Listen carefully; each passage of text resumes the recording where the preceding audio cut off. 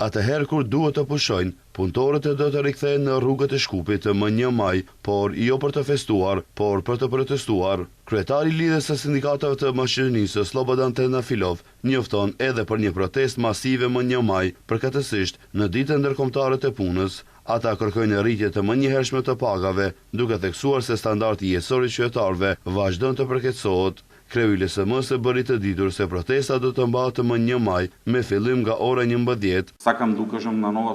Lidhja e sindikatave të Maqedonisë që nga fillimi i vitit ka organizuar disa protesta dhe disa blokada dhe ne vazhdojmë me protestat pra me 1 maj. Dalim sërish në rrugë së bashku me punëtorët, duke qenë se është vikend i zgjatur. Këtë konferencë për shtyp e mbajmë sot që të gjithë punëtorët të planifikojnë nëse pagat e tyre janë rritur mjaftueshëm për të përballuar një vikend të zgjatur për 1 maj, apo do të na bashkohen në rrugë krah për të luftuar që pagat e tyre të rriten edhe më shumë.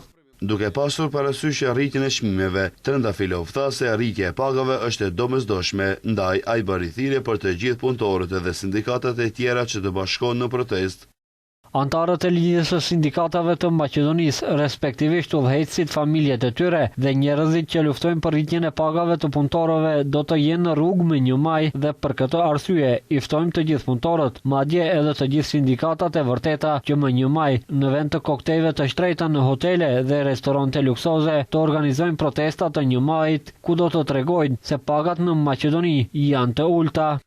Sipas të dhënave që kanë siguruar nga institucionet, Trendafilov njoftoi se rreth 50% e punëtorëve në vend marrin paga më të ulta se 600 euro. Nga LSM thonë se paga minimale është harmonizuar pa pëlqimin e sindikatave dhe pa dialog social, gjë që sipas tyre ka dëmtuar drejt për drejt e punëtorët.